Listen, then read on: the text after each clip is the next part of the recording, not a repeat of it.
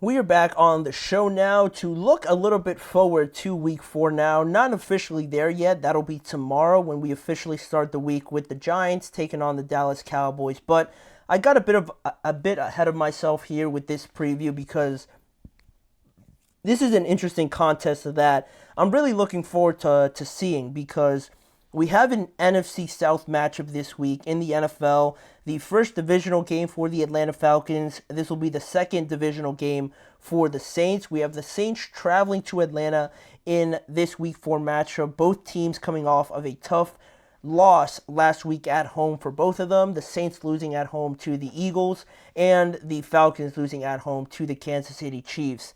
The Saints enter this contest at 2-1, and the Falcons on the other side of it, they enter it at 1-2. ESPN Bet this morning had the Falcons as 1.5-point favorites at home, and I think that's pretty fair. That's pretty fair, and that's what adds so much more to this contest, this game, pretty much for me, because they're very evenly matched when you look at it, and the entire division as a whole. You look at the Buccaneers; they're 2-1 as well. It looks like they're not going away. The Saints surprising everybody with their prolific offense and Clint Kubiak leading that group.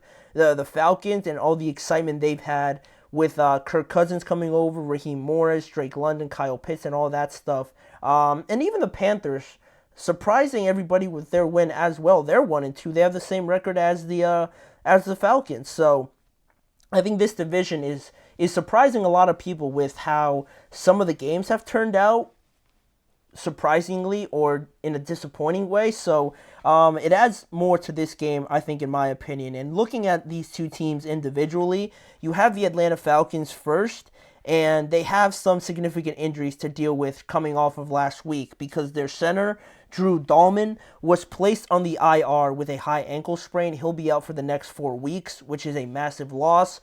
Obviously, for the pass protection, obviously that exchange with Kirk Cousins, and the running game. The running game is so huge for the Falcons, so to not have an athletic starting center there for them is going to be a big miss. And likewise, their offensive tackle, Caleb McGarry, is listed as questionable with a MCL sprain. And based on the other MCL sprains we've seen already, he should, if I was to predict, he should miss this contest. He is listed as questionable, but I feel like this is at least a 2-week sort of recovery for anybody in the NFL. So I don't expect to see Caleb McGarry out there, which is another big loss for the Falcons offensive line. And looking back to last week, they lost 22-17 to the Chiefs on Sunday Night Football. Not their best day in the running game, but Drake London looked very good again. Darnell Mooney had a solid game as well. Kyle Pitts is another one that I'll say again. He needs he needs more than 2 receptions a game. Like, that's insane to me. They were pretty big plays, but you look at Kyle Pitts out there, and I see him a lot of times in pass protection or just in very heavy personnel groupings, and I feel like he should be used a lot more, especially with how successful Kirk has been with the tight ends. I don't like him getting 2 receptions. That's something that I can't wrap my head around. Then, on a more positive note, their defense played very well again. That, to me, has been their best part of their team so far, and it's weird to say because that's the last thing I would have thought in the offseason. But Justin Simmons, Jesse Bates, I couldn't remember his name, are very, very good for them. Impact players that really take away the side of the field, the section of the field that they're on, and it's very helpful for them going forward. Matthew Judon has been very well for them as well. Can't forget about him. And their defense was able to keep Atlanta in the game with an interception on Patrick Mahomes, taking field goals for the Chiefs rather than touchdowns. I think that's going to be their MO going forward, but their offense definitely needs to do more to live up to these expectations, but also help their defense doing great things on that side of the ball. Then it also, in that game against the Chiefs, it came down to 2 fourth-down calls that didn't go in their way. You look at one of them, it looked like a miscommunication to Drake London in the end zone, and then the second call, I didn't like at all. I don't like fourth and shorts going horizontal east and west rather than north and south.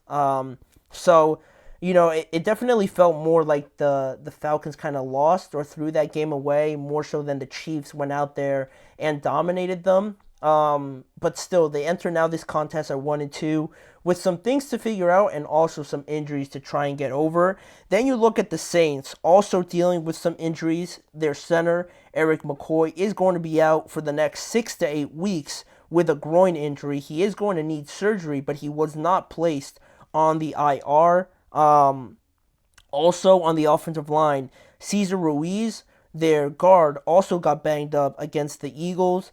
I'm assuming he's going to be good to go for this game. He doesn't have an injury designation when I checked on ESPN. So he got banged up in that game, but he should be all right. So that's a positive sign for the Saints going forward. But looking back on their game and what we can take away from that loss to the Eagles, it was 15-12 to Philadelphia, where their running game wasn't really there as much as it was the first 2 weeks, but their defense played very well. Again, I was pleasantly surprised with how well they were able to keep down the Eagles, stifle them, stifle Saquon Barkley for a decent amount of the game. He wasn't like taking over or anything like that.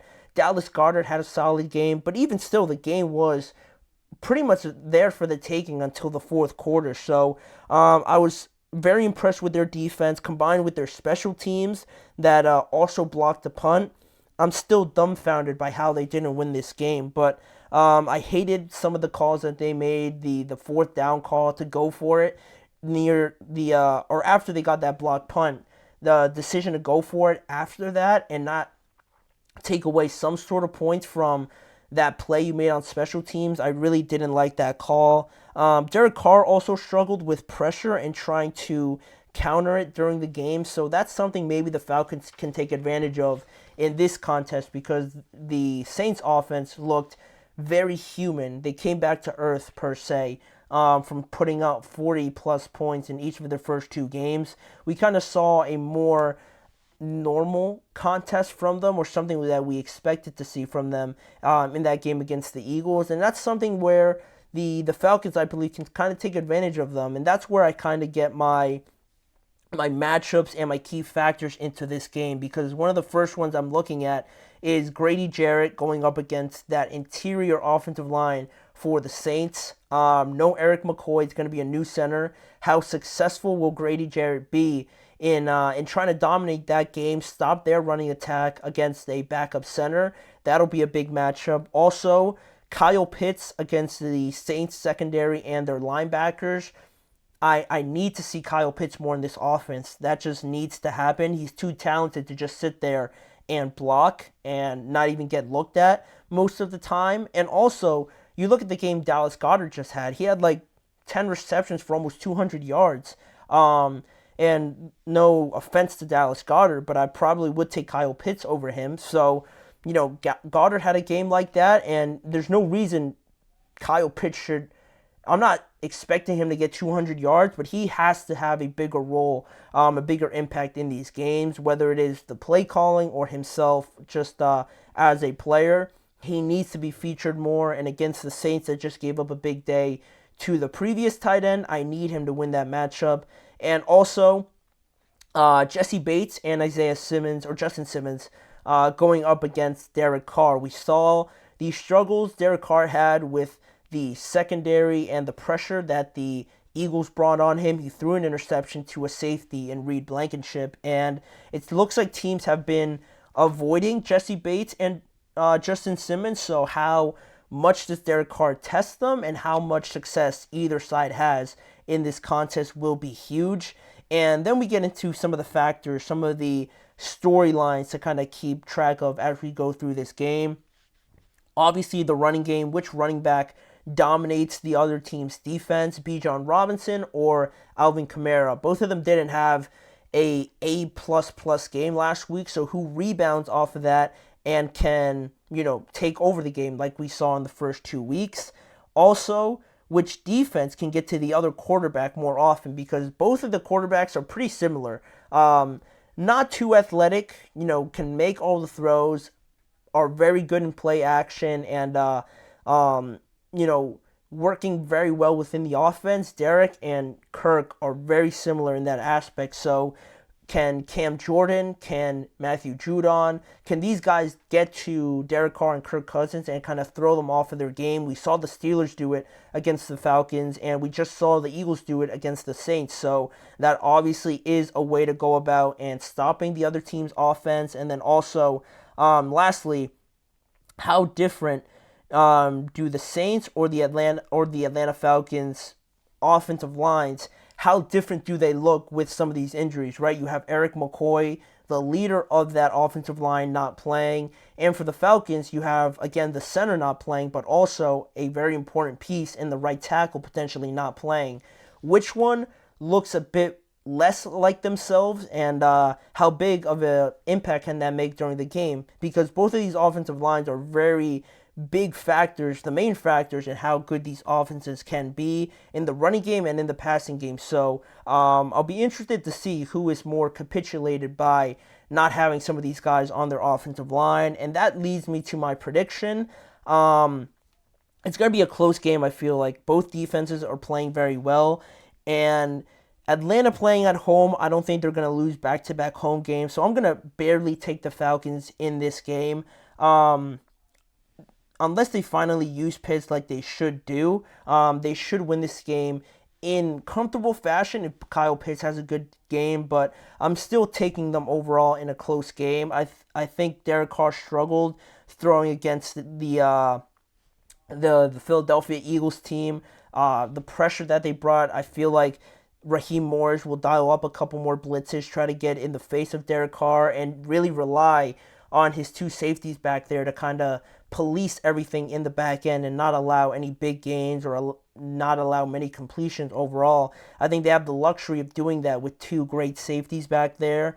And the attention to not let Chris Olave beat them. I think they're very capable of matching up A.J. Terrell with them very well. So doing that, bringing more guys around the box to stop the run, getting Derek Carr's face, and police everything in the back end with Jesse and Justin, I think will be the difference in this game. The Falcons will go to 2-2. Same with the Saints in this contest. That is what I believe will happen. It's going to be a great game, I'm assuming, because both of these teams have been very exciting, but also a little disappointing just off of last week. So that is where we'll leave that preview. But we have one more topic to get to, a pretty interesting one, because it's 2 weeks now that Cam Taylor-Britt, if you know who that is, defensive back for the Bengals. It's been 2 weeks now that he's been very public about criticizing the opponents that he's been going up against, and now Zach Taylor, the head coach of the Bengals, has finally said something about it. So stay tuned to find out my thoughts on him speaking out about his opponents, but also what Zach Taylor had to say about his comments as well. We'll be right back in just a few seconds.